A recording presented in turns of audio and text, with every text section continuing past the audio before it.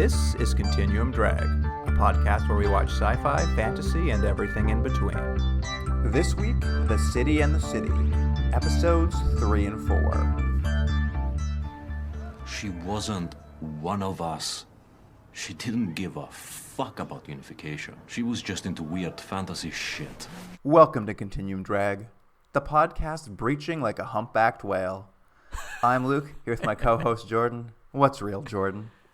I like that. And I also like in this show, every time they say breach, you're really like, ooh, breach. they really give you, they really spook you out about it. Breach is coming. Breach. And then in the second episode that we're watching, episode 4, actually called Breach, they say breach so often because the one character we're going to learn, they're just like, I'm Breach. I'm with Breach. You're being She's Breach. I'm Breach Manifest. Yeah, Breach I'm Breach Manifest. I mean, it's constant. It's just a line of almost too much because every time they'll walk into a scene, they'll be like, I'm Breach. I'm like, okay, we got it. Anyways, it feels like someone's stressing the point a little bit. Like, yeah, we know you got the promotion. We get it.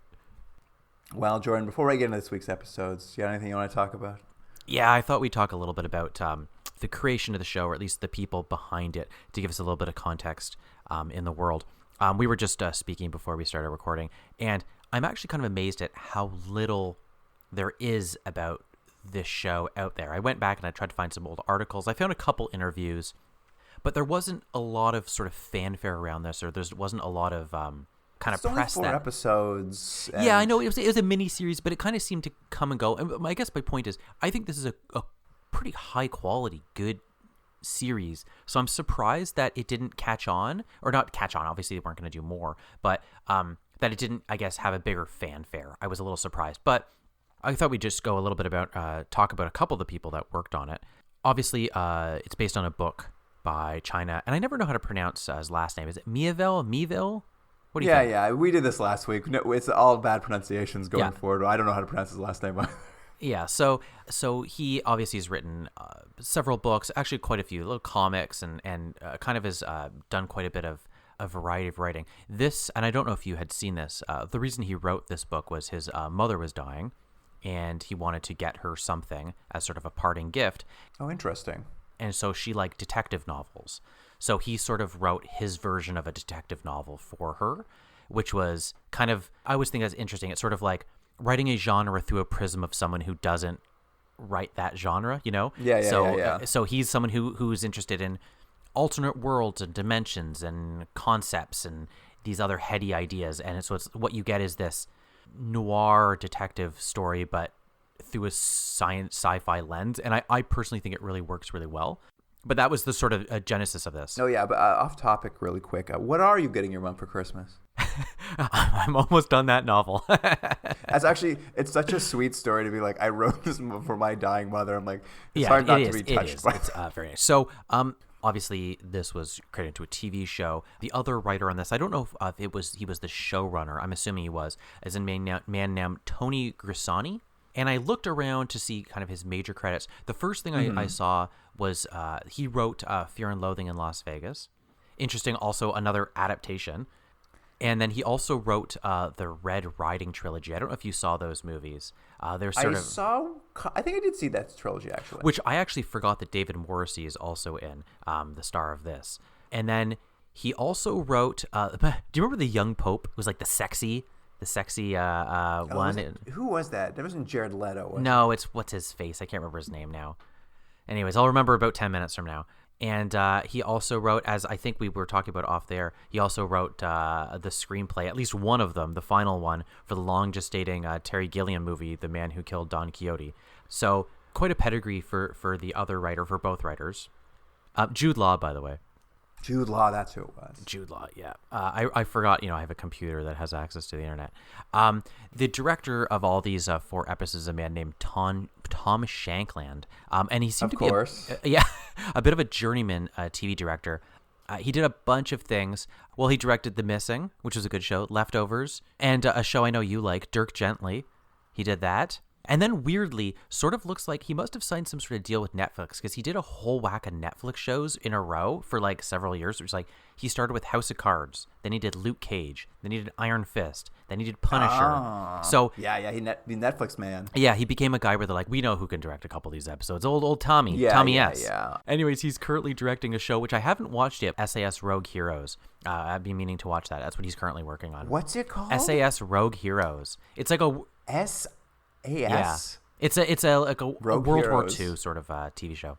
Oh! I got it now. I was just like, I'm like, what? I'm like, what does that mean? It's funny. I was going through to see a couple of the other creative people because there wasn't much for like art direction, but I wanted to mention something. I pulled out who the set designer was for this because one thing I've noted in these episodes is I find the set direction is like unbelievably good in this show. All of the places, from whether it's someone's apartment to their office to another character's home to a place they go, everything feels lived in. It feels real. It feels like it's actually an extension of the character. And I find a lot of times with what I'll say more modern TV shows and cinema is something that's kind of lacking, where they're just like here's a kitchen and here's a this, and everything is always very clean and sort of sterile. And I found specifically even in the flashbacks, our main character Borlu, his apartment looks one way and then later in his life it looks another. And when in one of these episodes his pushed upon partner in Alcoma, he goes to her house and it has, you feel who she is and what her life is. And I just thought it was really, really well done, and it's like across the board. So I looked up who the person who did it was, and it's a woman named Elaine McLennican. And I looked at a few other shows she did, and she also did, I don't know if you remember the show Utopia. I vaguely remember. The and name then she rings also a did, bell. it was a sci-fi show. And then she also did Wolf Hall, which is like a Henry VIII show. It's an unbelievable show. And she also does Industry right now, which I don't know if you've watched as well, which also has a real interesting. almost hyper stylized version of the world in terms of this these kids in the stock market world. So anyways, I just wanted to mention her because I thought her work was so good. We rarely highlight that department, so it's nice to give them a little yeah, credit. and that's what I thought. And I just I was just watching this being like, oh, it's just so well done. And it's like, people always talk about like, oh, the city's telling its own story, but like it really is. She's doing they've done a really good job of this. And I know it's not just her, but the whole team, but I just wanted to mention that. And then I just want to mention a couple of the major cast real quick. David Morrissey, who I think I said in the first podcast that I only remembered him from Basic Instinct 2. But then I started looking at his credits. I was like, oh, I've seen him in things. He did a long stint on The Walking Dead. He did The Missing as well, which is also a good show. And then he was in the Red Riding movies. And right now he's on a show called Sherwood, which I heard was good, but I haven't seen. And we've got Laura Pulver, who plays Katrina Perla, his wife. She was in True Blood, Skins, Sherlock, and she's currently on a show called Blood of Zeus, but I don't know what that is. But I've never heard of that one. Yeah. Playing Lisbeth Korwai, his partner, is Mandeep Dillon. She's in 2 shows right now. She has a long list of shows. It was weird. I've never heard of any of them. Like, it's weird to see it like it's just supposed to be a thing where she's just in British shows that just haven't crossed the pond sort of thing. But she was in Star Wars Rise of Skywalker. Don't remember. If you're going to be in one of the Star Wars movies, that may not be the one to be in. But she's also in 2 shows right now, which I always think is good for an actor. She's in Peacock, and she's in and there's another CSI. Who knew? CSI Vegas. She's a major character in that. Isn't CSI Vegas the original CSI? Is it? She's done it. Well, it said 2024. I think they're still going. It's interesting. That's where CSI was originally set in Vegas. Like, that's where the show took place. Maybe that was the title was CSI Vegas. Maybe that was CSI Las Vegas. Maybe maybe they've just, because I thought it's been off the air for a while, so maybe they're just back, and because they've done so many now, they need to like specify where this one's located. And I only got 2 more cast real quick. We got Danny Webb, who plays Major Seader. Also, long list of credits, like 200 credits. I pulled a few that I liked. Where's Death Wish 4, Alien 3. Who was he in Alien 3? Oh, I didn't look it up. I think he's like a minor monk character.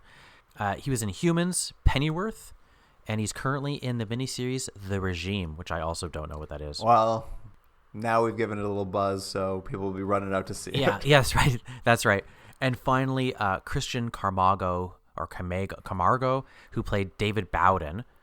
He was in what is my favorite bad Harrison Ford movie, K-19, The Widowmaker, where Harrison Ford does a terrible Russian accent the whole movie, and someone decided that was a good idea. He was also in Penny Dreadful, C, and he's on the not yet aired Camelot, which I assume is about Camelot. And that's a few of the people on the show. I think Yeah. it'll be about JFK. Did I ever tell you, this is a weird aside, I once went to go look at a cat to see if this was going to be a cat we were gonna adopt, and so we went to the lady's house, and you meet the cat, see how she gets along, and we're playing with the cat and stuff, and I looked at the lady's bookcase, and every single book, and it was a substantial bookcase, every single book was about the Kennedys. This lady only read about the Kennedys. Really? Yeah, isn't that bizarre? Like, I was like, oh, look at that, there's a John F. Kennedy book. I'm like, oh, there's one on, like, Camelot about, the Kennedys. And then I looked up literally every single book, and then I'm pointing it out because I'm trying to get the attention of the girlfriend, and she wasn't interested, but I thought that was a fascinating thing to have such a single focus on particular family. She is Eastern Canada's foremost expert on the Kennedys. Yeah, that's right. That's right. Yeah. What if she was? Yeah. What if she was actually like a researcher? She had like a dissertation on it. She had a PhD on that like period of history. Well, that would make sense. That's actually the thing. I like thinking that she's just someone who's just like, another Kennedy book? Like, I can't get enough. I also once met a guy, and I looked at his movie collection, and it wasn't every movie, but almost every movie, about, like, I'd say 9 out of 10, were just sequels to movies you'd seen. Like, he always was into the sequel. And I thought, He didn't what a have the bizarre original. thing. He didn't have the original. Yeah, he didn't have the original. I'd be like, City Slickers 2, huh? And the first one's okay, but the second one, I can't live Anyways. without it. That's not why it called. I actually think that's a fun character quirk to have, is just fill your home with sequels to things and then make people just wonder about you. Like, Meatballs 2. All right. That was good, Jordan. That was a lot of interesting information. I mostly liked learning about the set designer. You made some good points. I'd forgotten about the show itself and like how it looks. So I'm excited to get talking about it now. Yeah, shout out to Elaine McLennican, I think is how she pronounces it. Nice. Oh, man. These last 2 episodes of our podcast have been mispronunciation nightmares. Oh, I know. If you're someone who is very particular about that, this just must be torture of us. Oh, the City in the pronouncing City stuff. has been a nightmare Yeah. for that. I was writing my notes. I'm like, no one's going to be happy by the end of this. Yeah. Well, on episode 3, Orsini, we can pronounce that. There you go. Here's the IMDb summary. Borlu has breached. Now he is under breach control, and they want to know about the third city, Orsini, and to find the true link between Mahalia, Bowden, and Katrina. And that summary is not at all accurate to this episode. Yeah, this is really it's the penultimate episode. It's just setting up everything for the last one. I actually think in some ways because of that it's the weakest of the episodes because it's just setting up the rest of the tension so we can have a resolution for the end. But yes, it starts right after the end of our last episode, which is we saw Barlu fall in this weird dramatic way into water. And you're right, that description doesn't really make sense at all, what we said of this episode. He's immediately grabbed by guards. Sort of, it was almost shot in almost a magical way, and I don't know if it was his mind thinking, oh, I'm going to have done it. I'm going to have broken through not only like, his as own... if he's getting a peek of Orsini. Yeah, and I don't know if it was done in the way of he had sort of admitted to himself he was kind of buying it, even though he's being this like... poo-pooing the whole idea. But then there was a moment of like, oh, maybe this is real before he's pulled back to reality. No, you're just falling into some water and these guards are now grabbing him, Yeah. He's being dragged off for this breaking into this place. And his partner in Elcoma is quite pissed off at him for going back, breaking into this place. But she's kept him out of trouble. She hasn't reported him to her superiors. And it's because Barlow's visa is expiring the next day, and she's got them a meeting with the controversial Professor Bowden, who has started all this Orsini kind of research. And they go to meet with him at a restaurant, and he wants police protection with his dead student / lover, and like he's feeling like someone's after him. He wants police protection. He thinks someone's coming after Orsini researchers. But while they're at this dinner, Bowden recognizes Borlu. There's a little bit of a flashback, and he's like, "Oh yeah, I remember you. I had dinner with you and your wife, who's my ex-girlfriend, and we had a very awkward time at a restaurant one time. And I have to say, Borlu's really not behaving well as a police officer here. He's really like goading the guy, and you can tell he's taking things personal. Like he's asking questions not to actually get the answers because he has a preconceived notion of Bowden and what his connection is. Exactly. But I just want to jump back really quickly because we're talking about flashbacks. There's a flashback that happens just before this scene, which takes place right after it's with Borlu and his wife, right after the possibly attempted suicide. Yeah. We'd previously seen in the last episode that she was found. Yeah. He jumped into the water and saved her, and that was their meet cute. And the only reason I want to mention it is I think it was a really difficult balancing act of this scene because what they're trying to do is multiple things. Give you a little bit of information on the wife, kind of explain a little bit what happened with this possible suicide attempt, but at the same time, they're trying to do a bit of a meet cute with these two and have them develop their relationship. And I think they pull off mainly due to the actors are both so good to have this, have a levity to it that one would think was very hard to have after they both kind of know that she's attempted suicide, but he's still like falling in love with her and her with him. And I just thought it was a quick scene. It was an efficient scene and it was really well done because it told you so much about them and their relationship in a very, again, efficient way, which you don't always get in TV. And I thought, oh, that's a reason for a flashback. That's an exact reason for a flashback, as opposed to, a show like Lost, when they would do it, sometimes you'd be like, ugh, they're just like filling in plot holes. This I thought was very effective.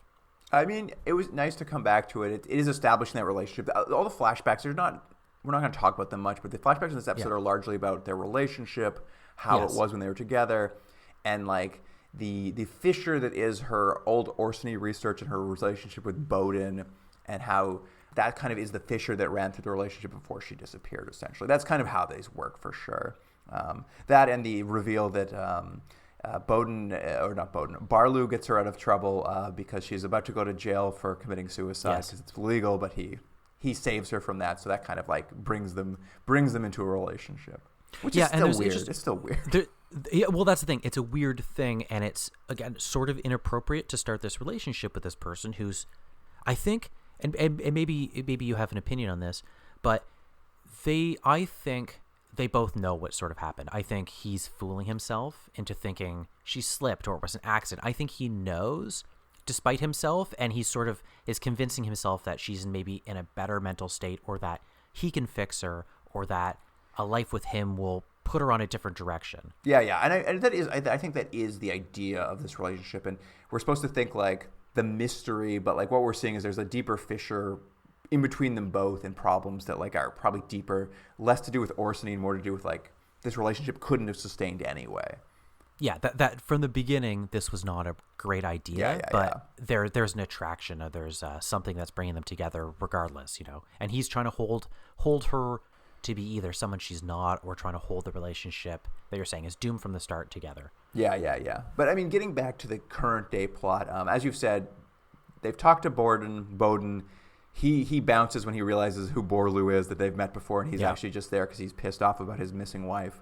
Yeah. As you said, Barlow's got preconceived notions. He's just like, everything he said about like needing police protection, he's lying. He's just doing it to cover his tracks. His partner in Elcoma is a little more like, just like, well, we just got a report that his apartment was trashed. Let's go have a look. And there's like, there's Orsini gifts, all like those glyphs we've seen before have been written all over it.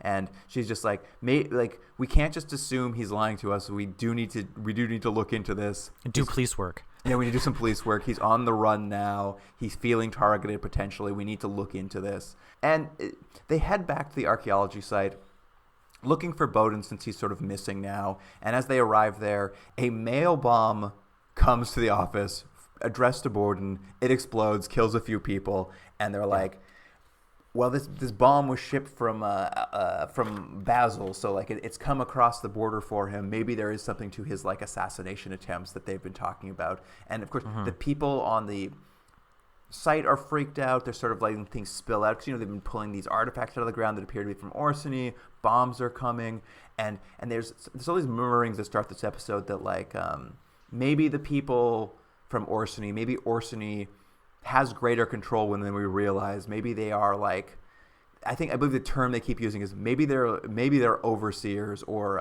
puppet masters who like reach into our world and like are actually like in charge of what's happening here. There's maybe these invisible fingers that are manipulating things in ways we haven't realized. Exactly. Sort of adding a new layer to the mystery of what Orsini's all about. Anyway, after the bomb happens, the case is shut down in Old Coma too. Nobody wants to touch it. It's gonna go away. This is too complicated for anyone. This is gonna be a breach problem. And Borlu's partner's like, well, it's over.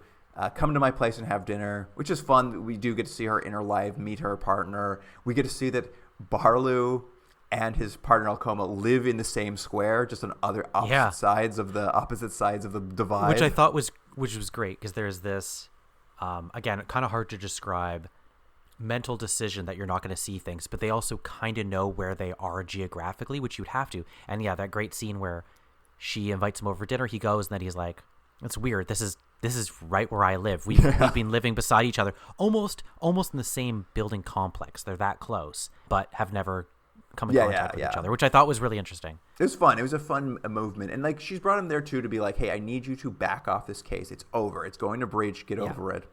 And of course, the next day, Barlow is back on the case. He's following one of the people from the archaeology dig.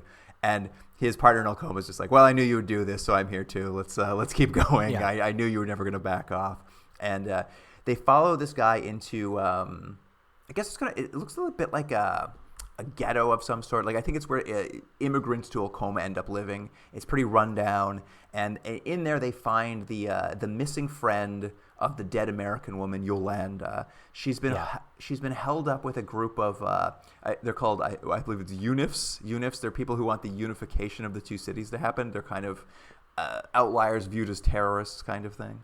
But they're sort of like punks. They're sort of like young kids. They're like you said, they sort of look down on their luck a little bit. They're a little bit ragged. They're clearly on the run.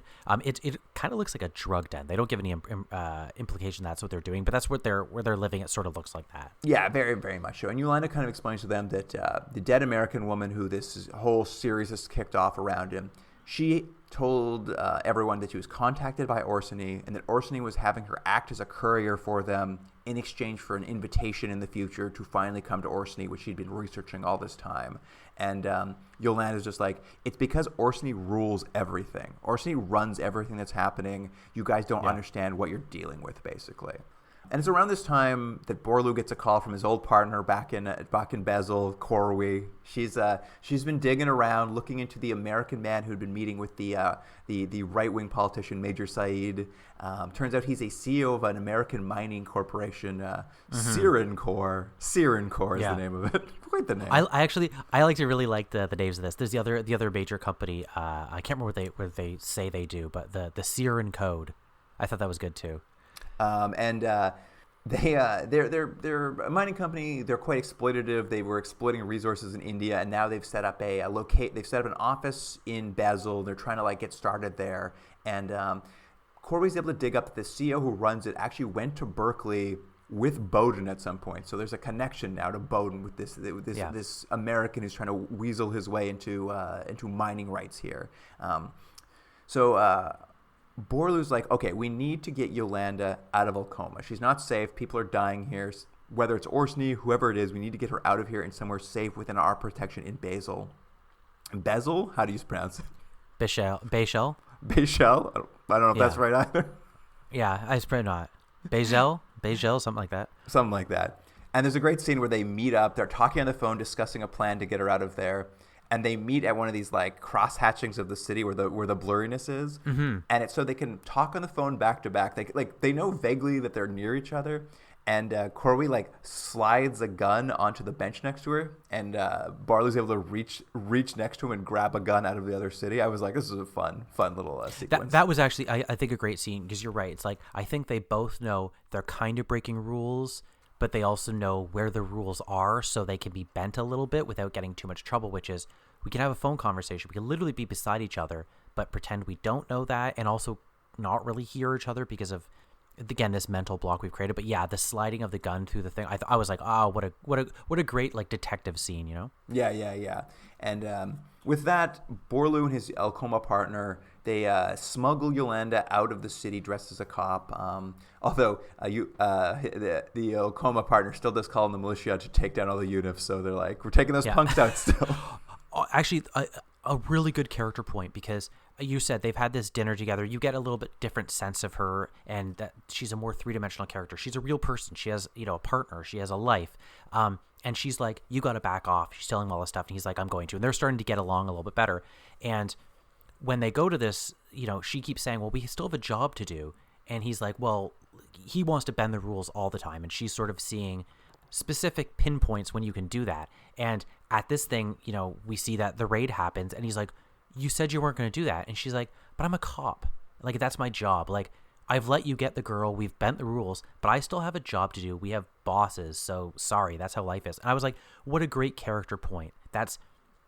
You understand exactly who she is. And it's not that she's being difficult, but she's got a job. She's a cop. That's what she is doing, Yeah, it's good. She's like a more effective Barlow, in that Barlow's constantly breaking the rules and like actually won't play the game. And she'll bend the rules. She keeps him out of trouble. She'll bend the rules to get the investigation to go, but she knows when to bring a win in to stay on top of it. That's exactly it. Yeah. And because earlier on when they go to look at Bowden's, Bowden, whatever his name is, go to look at his apartment, and there's a scene where he's like, we have a warrant, right? And she's like, oops, I just brought a menu with me. I thought that was the warrant. So they could go and get the information. Yeah, they can flash out of the cop and get inside. Yeah, or the get inside. Landlord.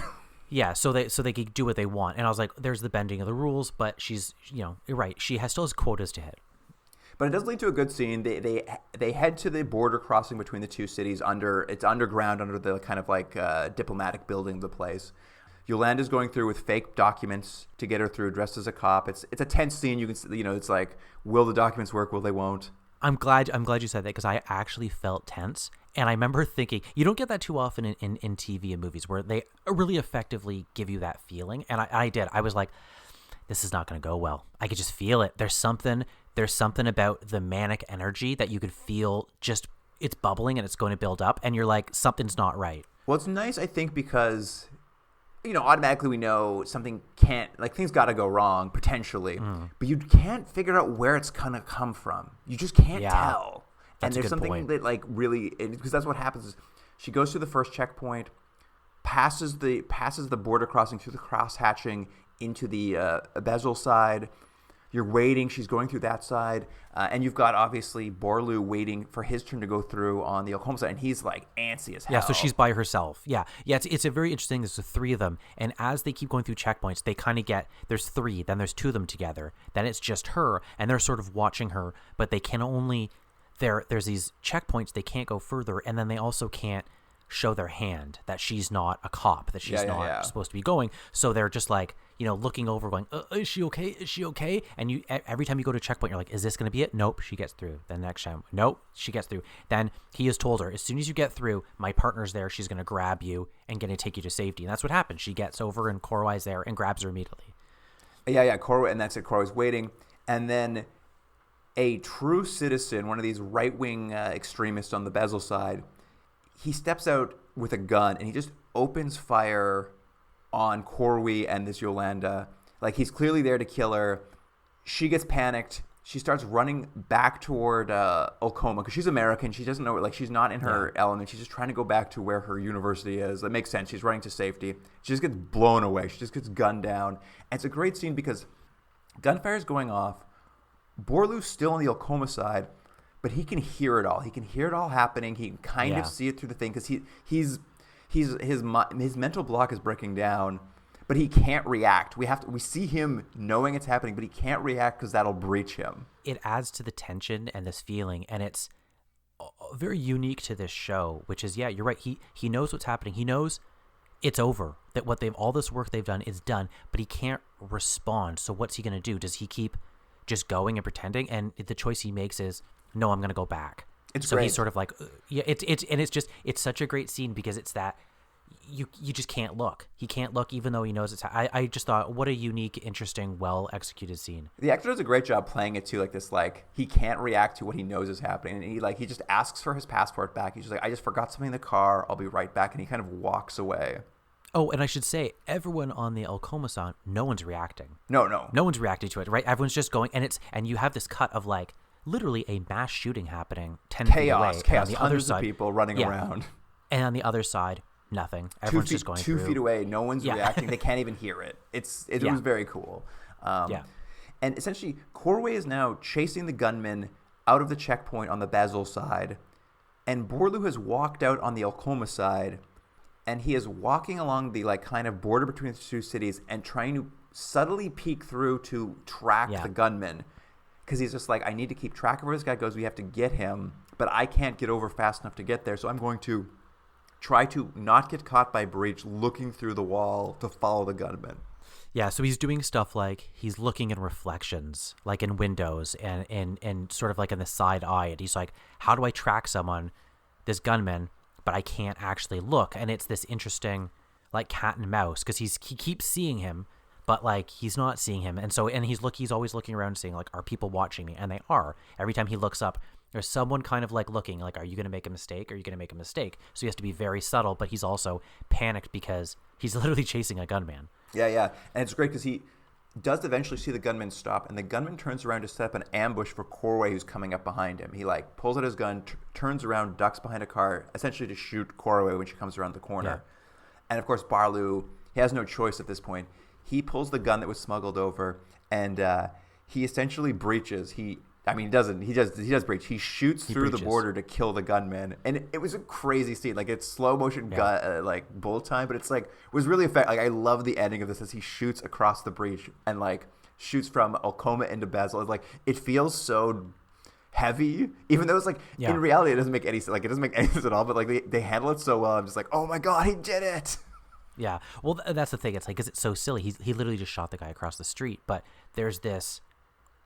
They're not unspoken, it's very spoken, this barrier, and they visually do it very well, and he does the right thing, which is stop this gunman, and he saves his partner, but at the same time it's bad, and immediately it's a mistake. And it actually answers a question we had earlier on, was what does Breach look like? What is Breach? And as soon as he does it, you sort of see he sort of puts up his hands. He's like, I didn't mean to, I don't know what I was doing, and he sort of drops the gun, and it just seems like random people, or at least people that were around, just start kind of coming to him very closely from all over the places.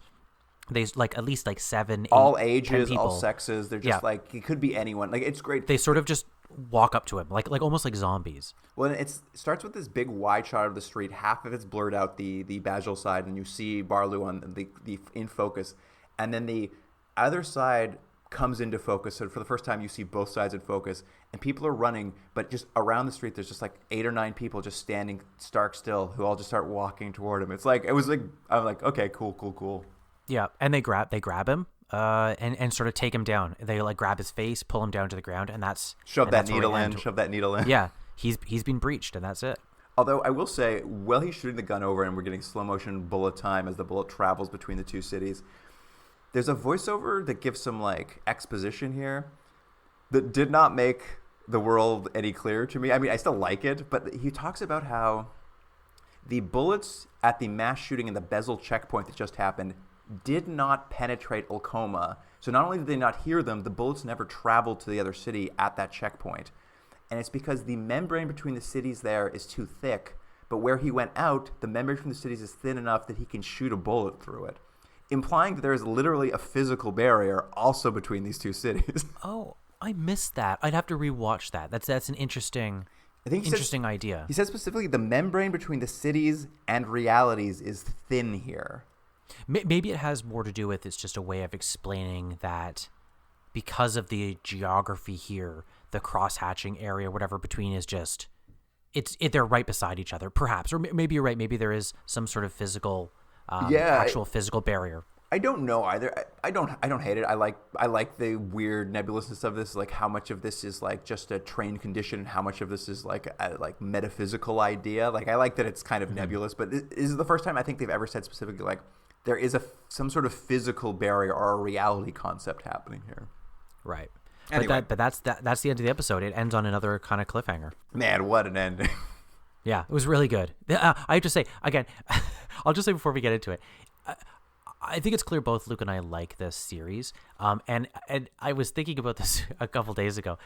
Sometimes I don't know. I think our views get skewed because we watch so many bad shows that sometimes you see something, I'm like, this is so good. This is so good. And I don't know if it's so good or if it's just like, it's so good because we're also watching, Legend, I mean, it's hard to say. I mean, your results may vary, but I'm very engaged by this show. It's hitting a lot of buttons for me. Yeah. So on to episode 4, Breach. All right. He's being breached by Breach. Here's the IMDb summary for episode 4, Breach. You're breaking the no contact rule. I can decide for myself where I go, who I see. Really? Well, Breach have got me on a leash. Things got a bit complicated, didn't they, Chief? Things got a fucking mess. Language. After breaking the terms of his agreement with Dat, Borlu is interrogated and put under surveillance. Back in Bejel, Corwy discovers a secret about Major Theater, and Borlu and Dat come face to face with Bowden. I don't know who Dat is. I don't know what that is either. Here's what it is. He's going to solve the crime now. Yeah, it's That's the end basically of the show. what this episode. It's the end of the show. This opening sequence, again, I thought really well done. It's a mix of a dream sequence and a torture sequence is what it is. He's now in a chair. He's being drugged. He's being asked questions. People are sort of over him. It's hard to see who's talking. He's having a couple things happen. He's having the effects of the drugs on him. He's still having the effects of being in two different places at once, which he's been struggling with for all the episodes of this mental difficulties in having to see one area and then not see another and then switching that back and forth. And at the same time, he's having, because they're asking questions about his wife, he's also having flashbacks and sort of a dream sequence about his wife, which also foreshadows later on in the episode, which I thought was really, really well done. And it's all these things happening, and it gives you that feeling of your feet not being on the ground. You don't know where you are, and you as a viewer also feel how, in some ways, how he does this orientation problem. Yeah. I mean, essentially, Breach has him. They have him sort of. They're torturing him in a chemical sort of way. There seems to be like a chemical torturing. He's sort of in and out of consciousness. As you said, his wife appears to him in this and like offers to take him. Gives him. He's like, Arseny has an invitation for you, like as if he's like maybe the invitation has come. But what we kind of, as he comes out of this sort of like stupor, Breach has him. They want to know about Arseny. They want to know what happened to his wife. It becomes very clear Breach never took his wife. No one knows what happened to his wife. And they want to know if Arseny is real, because if it is real, it is a threat to the two cities, and they need to understand it. They need to know what Bowden knows. They need to know what his wife knows. They need to know what the dead girl Michaelia knows. I'm going to mispronounce that forever, because it is a threat to them.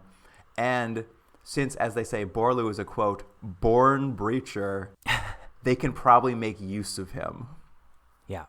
Yeah, and this word I didn't understand at first, and I did as the episode went, but like he doesn't really give any concrete answers. He's sort of so out of it. And I also thought it's a bit of a weird interrogation technique to have someone sort of be not their most lucid state and then ask them questions. I'm like, I don't know how much information you're going to get. But regardless of that, it's sort of, when it's going back to the flashbacks, we sort of get a flashbacks from the first episode with stuff with his wife. And now he's back in his apartment and he sort of wakes up there. And I wasn't sure. I was like, wait, how does Breach work? Is he just put back in his life? Because they were sort of implied that once you're breached, I always kind of thought it was, and this is maybe a clumsy way of a comparison, but sort of like getting taken by the KGB. Yeah, you were disappeared. In the middle of the night, it felt like you disappeared. That's what it felt like. But in this, it's like, oh no, he's back in his apartment. So is it that his life is as he knew it is discontinued, or is it that he can't people can't now see him anymore, or is he putting up, because I wasn't sure. I'm like, well, maybe they put you in the other city and you can't be seen anymore. Like, I wasn't sure, but this was like, you kind of, they explain why, but I was like, oh, this isn't what I thought it was going to be. What is interesting, because you go from the interrogation to him just waking up at home, and I was also unclear. I'm like, am I in a flashback now, but not as old, where he doesn't have a beard? It was a little confusing. And like, when he wakes up, he finds like a reel of film on a counter, which it says India, like some 1983. date.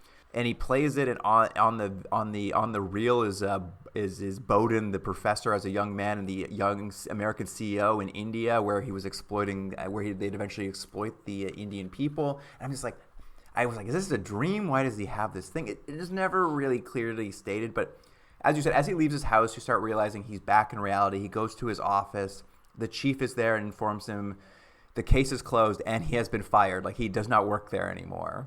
How much did you love it? He had the best line. Give me your badge. I loved it. Got to give that badge back. Borlu hops in a cab. He drives over to an election rally happening for the right-wing politician Major Syed. Abducts him in the cab.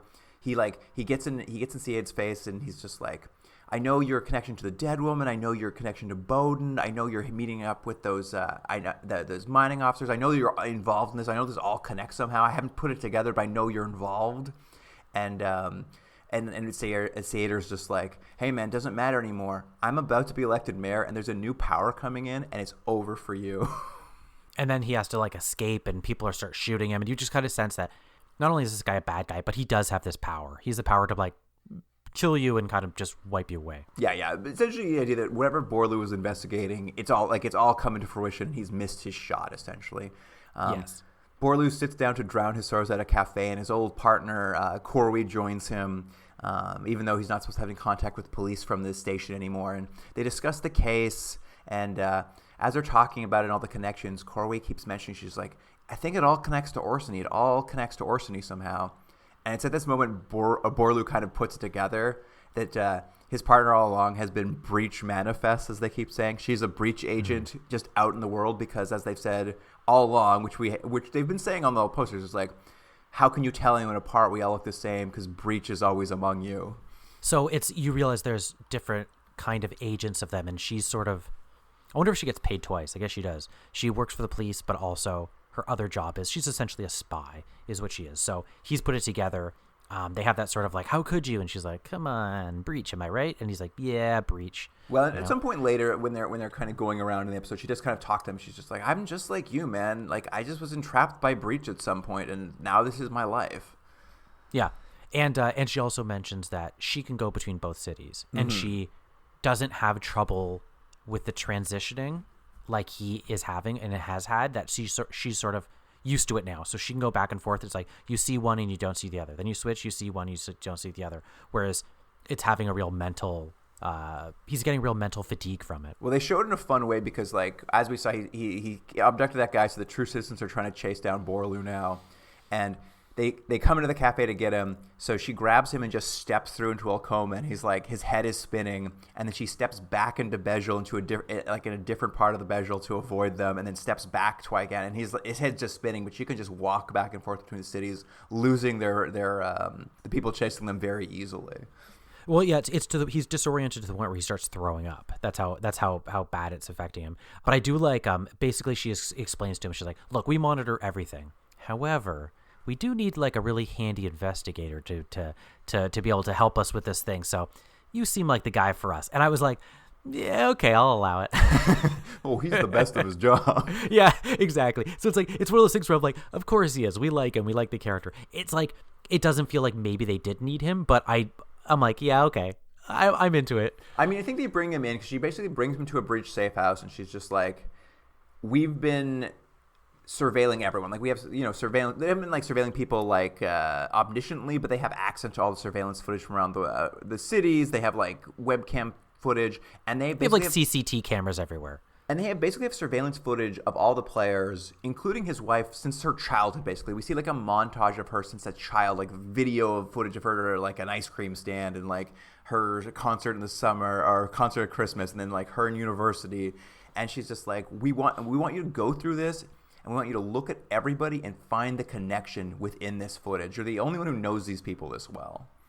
And I think they've implied, and maybe you agree or don't with me, Luke, I think they imply that they have a lot of footage, but they don't have footage of everyone. They've sort of decided early on in people's lives, this person might breach, so we're going to keep monitoring them. And his wife was someone they were wary of, so they have been watching her for quite some time. Oh, interesting. Is why I think they have footage of her so much. Oh, could be. I didn't catch that, but I mean, makes sense. Could make sense. Yeah. Anyway, as he's watching the footage, obviously this triggers some of the flashbacks for the episode, which are largely about this episode's flashbacks are about his wife's last night before she disappeared. Mm-hmm. How she'd been getting back into her old Orsini research, been lying to him about doing it, been lying to him about taking meetings with Bowden, and Borlu, like, they had a fight. Borlu finds an appointment in her calendar where she was going to go meet Bowden, and he drove out there to confront them at this restaurant, and then lost his nerve and drove away. And that's kind of what's haunted him, is he never got out of the car to confront them, and it was the last time he ever saw his wife. And that's kind of the core of the flashbacks. Which is also an interesting thing, because probably it would have been a bad idea for him to have that confrontation. Do you know what I mean? Like, let's say, like, yes, in his head, he's that kind of person. He's like, I should have acted, I should have said, and I should have, used force. It's like, but it wouldn't have changed the outcome, and all it would have done is made a situation that wouldn't have blow up, right? Because imagine, like, confronting his wife and be like, you're cheating on me and all this, and then she would have stormed out and done what she'd done anyways.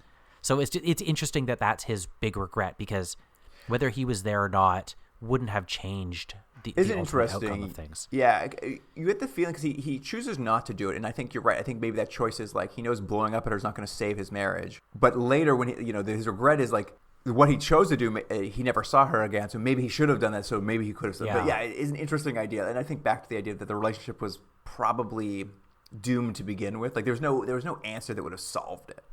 Well, that's the thing.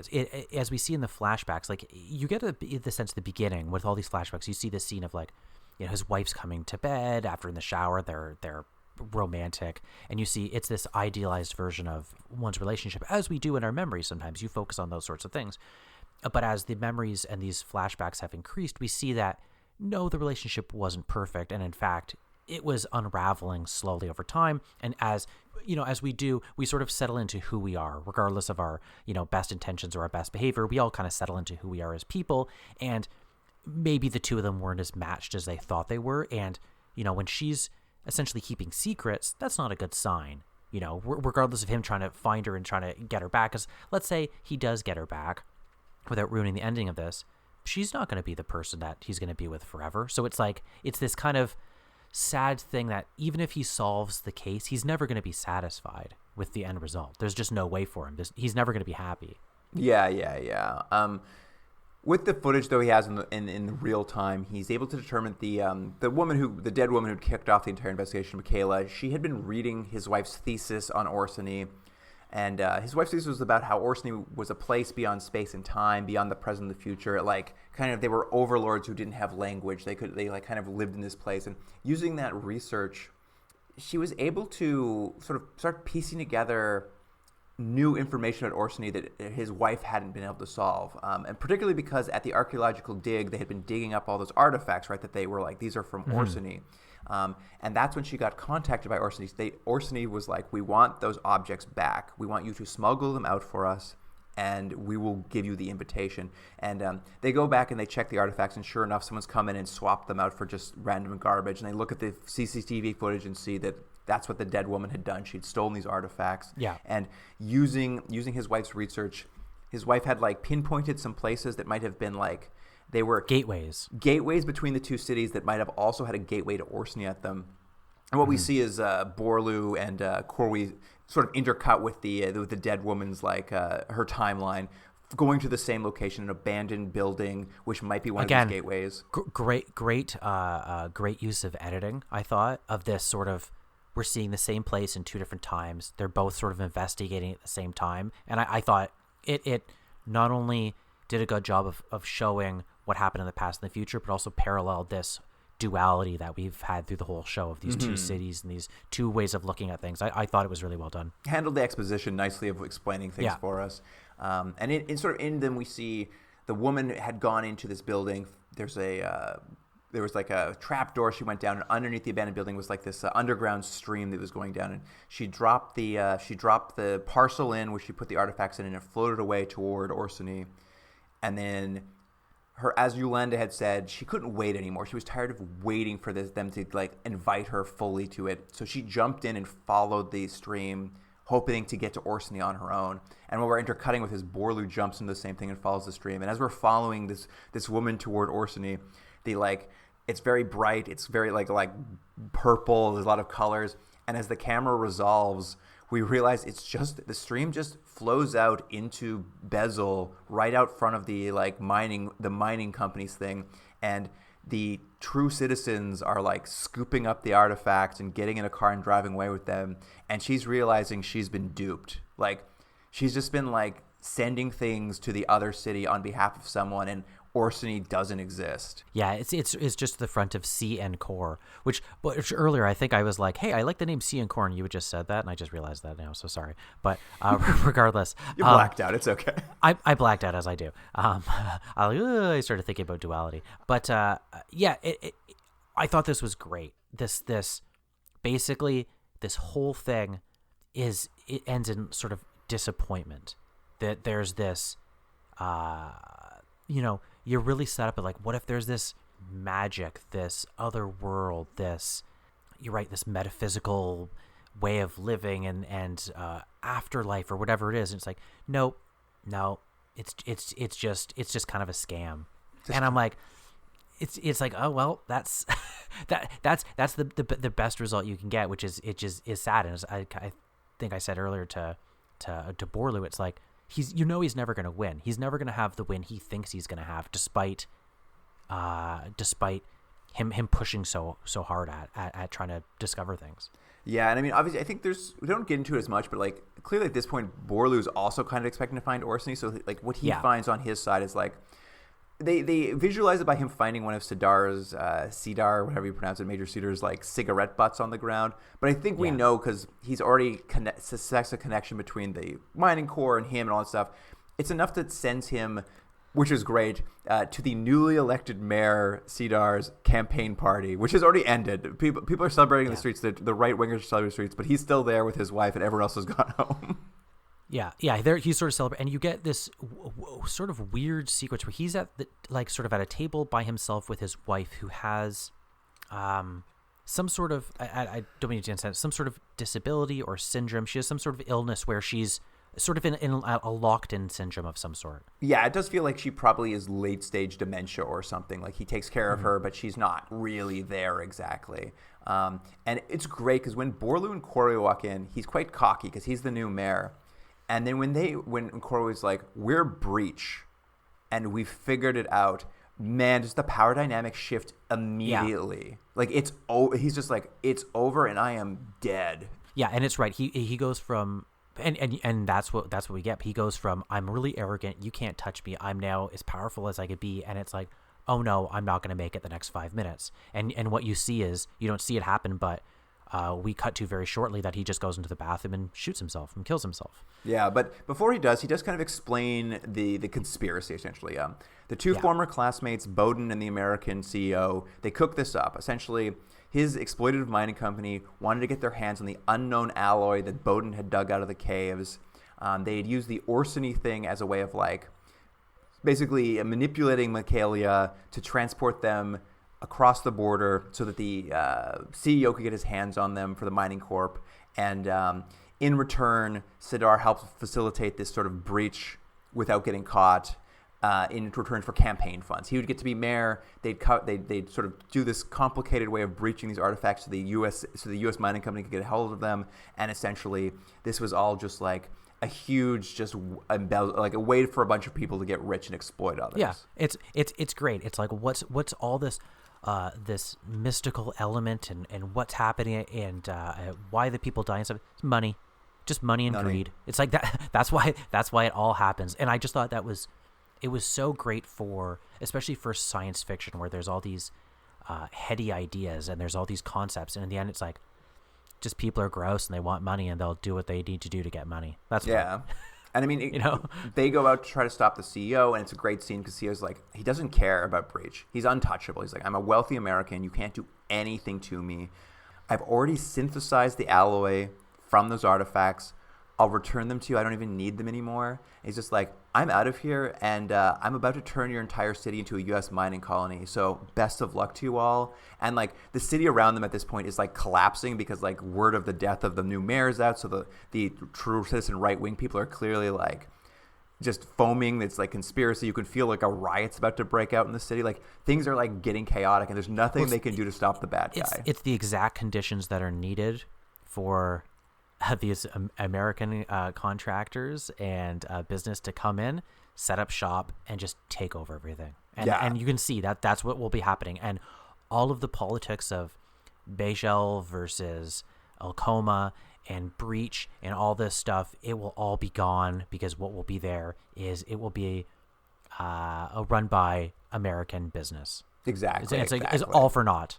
Good or bad, it's all for naught. The last thing they're able to talk to him about, though, they're just like, hey, Bowden's in the wind. He's your friend. Can you at least tell him to get a hold of us? We'll try to do something for him. We want to know what happened. Can you bring him in? So they go basically hang out at Bowden's trashed apartment in the Alcoma side, waiting for Bowden to call. When they get there, Borlu steps on a piece of glass in the carpet, and like we get some flashes of him seeing a bunch of photos he's seen, and like he's able to piece together like, which will be confirmed later through Bowden's mouth, but that essentially the dead woman came to confront him about the scam that was Orsini, that it was never like really a thing he believed. He was just using it as a way to like get money. And in the confrontation, there was an accident, and she died on his glass coffee table or something. Yeah, and I did like that, because I was like, hey, maybe Breach was right. He is a good detective. He put this all together real quick off a piece of glass. So. Find that little piece of glass, he really pieced it together. But Bowden calls. He's like, I'll meet you at this like crazy half-flooded warehouse or whatever. And Corway's just like, I'll hold off calling Breach in to give you a chance to like confront your like, the woman, the man who knows your wife's possible location. And we get like this very noir scene in this like flooded warehouse with huge arches, like, and like there's water over the ground. It was great. It was a great scene where you're like, oh, these guys are gonna fight. They gotta fight. Look at this water everywhere. They gotta splash around to that. Yeah, but Barlow's like walking through it, like Bowden's talking from somewhere in the distance. They're just talking, but they can't find each other, kind of thing. But essentially, Bowden basically explains the rest of it. He's like, yeah, it's like that woman died in an accident, blah blah blah, and he's just like, I'll tell you what happened to your wife that day she saw me. You saw us at the restaurant together, and essentially like, what it is Bowden's like, I didn't kill her. I met with her. She was still going on and on about how arsony was real, even though like I knew it's not. But she's like, but she was a true believer, and like nothing I could have said would have changed her mind. And he's like, I don't know what happened to her, but I think when she jumped in the river that time you saved her, she was trying to get to Orsini, probably like the idea being via suicide. And he's like, yeah, I don't know what happened to her, but I think she did it again, essentially. Like, and the idea being like his wife at some point did kill herself attempting to get to Orsini. Yeah, and you really feel the tragic nature of his wife, because she feels like, and I don't mean this to be insensitive, but it's sort of like right now in this time period, people who are really into like conspiracy theories and put themselves wholeheartedly into this to the point where they're estranging themselves from their families and friends, and because they have this forbidden knowledge and these ideas that everyone can't grasp on, and they just are so into it. And the sense I always get is that whoever's come up with these stuff is just like kind of laughing at you of the silliness of it all, but it seems so real, and it's confirmed by others that feel that way.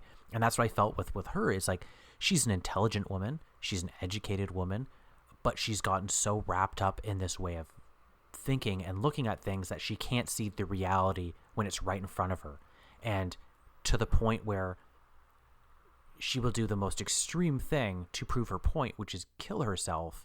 But it's like, but to prove nothing, just to prove the fallacy of her thinking. And it's so tragic. And Bowden even says to Borlu at this point, he's like, you must know she didn't slip when you first met her. Like, she was trying to kill herself. It's like, and what happened to her? You're an investigator. You're the smart man. You've spent years trying to find her, and you know what she did. She killed herself because she thinks that's the gateway to this place that we've just been faking because we want to make money. And it's so sad.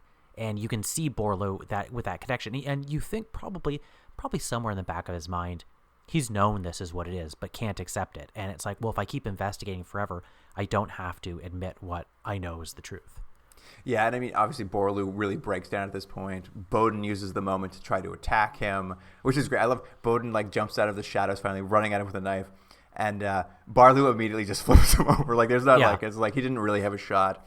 But Barlu can't bring himself to, like, kill Bowden. So when he turns his back on him, Bowden, of course, jumps up because he's a coward and, like, stabs him in the throat.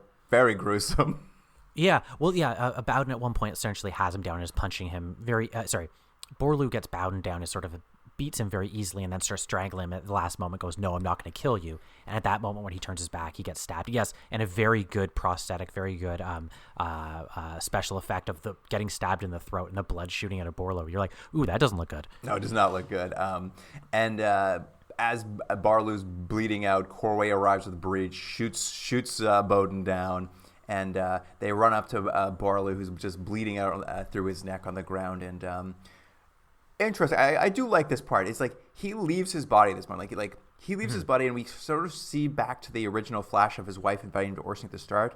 He's standing over his body, watching himself die, and his wife appears next to him, and she's like, "I'm inviting you. Come with me." And like white light in the distance, and she's just like, "We can finally go together. We can finally be in Orsini or the equivalent of that." Like that she found peace, or maybe she did find, like is that magical metaphysical idea that maybe she did find something. Yeah, it's maybe Orsini was a state of mind or the afterlife or heaven or something, and she was right in some way. The only way to access it is to die, and she's there. She's there, what he's always wanted. She's there, the same as when she left. Yeah, or it's also maybe it's in his dying mind. There's no way of knowing for sure, but like it kind of has this nice element to it. And Borlu starts walking off with her toward the light. And he stops and looks back at Corway over his body, trying to hold his blood in, and like the breach agent standing over him, and was watching his wife kind of get further from him.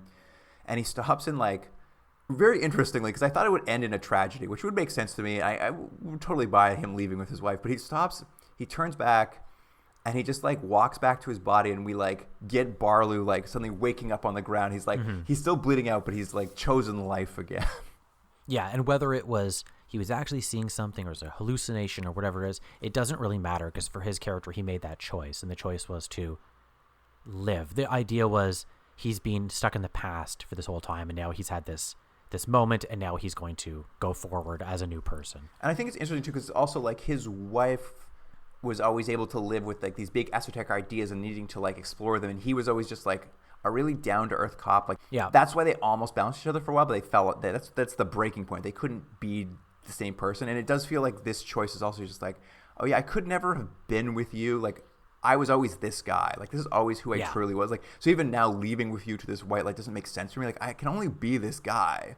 I don't know who to be anyone else. Yeah, and through this journey, it's like, well, I can't be that guy in the past anymore. So he just has to let her go. I thought it was really, really well done, and it's a scene I've seen in various ways, but I just think they had a nice spin on it, and it was a good culmination of what we'd seen in the previous 4 episodes. I thought it was really, really well done. Executed. And the episode, the series concludes with Borlu. He's in a tower, presumably a breach tower that overlooks both the cities.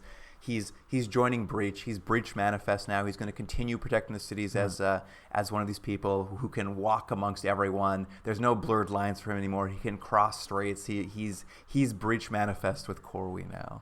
Yeah, and that's how it ends. And pretty weirdly a very tight 4 episodes for such a heady concept and such so many ideas to get across. It really, really, like, I'm sure you felt this as we talked about. Did you ever feel like it was dragging? Because I never did. Not really. I mean, there were times in the second and third episode where I was like, are we bent? Like, I'm like, let's get a move on. But by the end of both of those episodes, like, the slowness of maybe the first 20 minutes or like 30 minutes cranked up in the last 30 minutes. So like by the end of every episode, I was just like, oh man, this is so intense. I can't wait to see what happens next. Like I always by the end of an episode, I was just like, I cannot wait to see what happens next. Yeah. So, and there we are. That's City in the City. Yeah. Very, very enjoyable. I just want to say, like, I found it really interesting. The third episode really leaned hard into Orsini is real. they are overlords. They're some sort of like political party or like gods or something like manipulating us all. They really lean so heavily into that and sell you so well on it. Yeah. To then the next episode just pull that rug so well where it's like, it's nothing. It's human greed. There's nothing there. I was just like, nice. Like they did a good job pulling those strings to drag me in that direction. Yeah, it was really well done. A really, really well executed show, from the acting to, as I mentioned before, the design behind it, to the writing. I just did the directing and just the style of it, of how they visually represented a very hard concept of this, like you're saying, this membrane in between two. I was like, to my point at the very beginning of this, I'm like, I don't know why people weren't talking about this more, or why it didn't make a bigger splash at the time. Because it's a really, really well done TV show. Nice 4 episodes, absolutely. Yeah.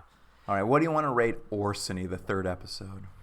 I'm going to give this one an 8. I think you made a good point. I think this was maybe the hardest of the episodes in terms of the 4, because they still had so much more information to give you, like you're saying, about Orsini and setting that up before we get to the finale. I still really liked it. I'm going to give it an 8 out of 10. Yeah, I feel the same way. Like, I understand what you mean by kind of just like, is it a little shaky is not the right word, but like it is maybe not as tight or something. I don't know, but that it's the shortest on plot is what it is. It has the most information and the shortest on plot. Maybe that's what it is. But that last kind of 10 minutes. It was awesome. Where the border crossing shooting and then him walking out falling and then him breaching is so good. I'm gonna go up to 8.5.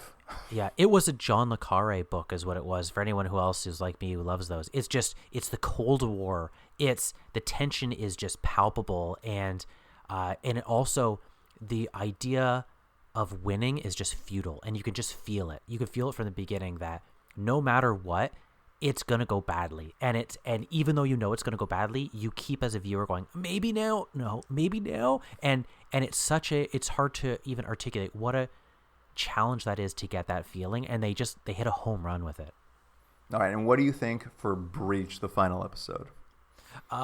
Again, I don't know if it's as good as all the episodes, but I was so content to finish the story. And it's the funny thing is, we talked about, I've read the book and I don't even remember so much of this. Like you're watching, I'm like, oh yeah, I kind of remember that, but it weirdly didn't have even the lasting impact it did that this show I think will have. I'm gonna give it an 8.5. Again, really good. Yeah, this show's just a really, really solid show. You know what? Screw it. 9 out of 10. 9 out of 10. All right. Yeah, one of the things I was worried about, as we always are when we watch these shows, is like, especially when it's like a big series where it's like leading to a mystery, like, is it going to stick the landing? Yeah. And I don't know where I thought it was going. And I thought learning that Orsini was nothing would be a disappointment to me. But it actually was like so impactful. It like worked so well, learning that it was all like, it was, the rug pull worked so well that I was just like, I really did enjoy the ending. I think the beginning, him coming out of Breach and back into his real life and like finding that like I was a little too like, it was a little too muddy right off the top. Like, I'm like, why does he have this reel of film? Where like I would agree with you. I think, and also like, you're like, hold on, is Breach that much to be scared of? Because he's just sort of back in his life. But they kept it vague, so I was like, I'll kind of allow it. But I would agree with you. It's a little bit like, muddy is a good way of describing it. But I do think like kind of after that first 15, 20 minutes, the traction starts working. What they tell you kind of explains what's happened before it, more or less. I think it sticks the landing in a really cool way. It's a real like noir ending within the like weirdness of this thing. So I think I'm gonna go 9 as well. Let's go 9 as well. Let's just do it together. Yeah. Well, you know what? I have to say, Luke, it doesn't happen very often. We've been doing this for 6 years now. It doesn't happen that often. I think maybe once or twice where we've both just really enjoyed something, and there's something nice about it. It feels like we're just sitting by the TV with a fire going, and we're just having some popcorn and really enjoying our time. It was nice going through this. Oh yeah, it was a real treat. It's and they're like full hour episodes, and they were like pretty easy to watch.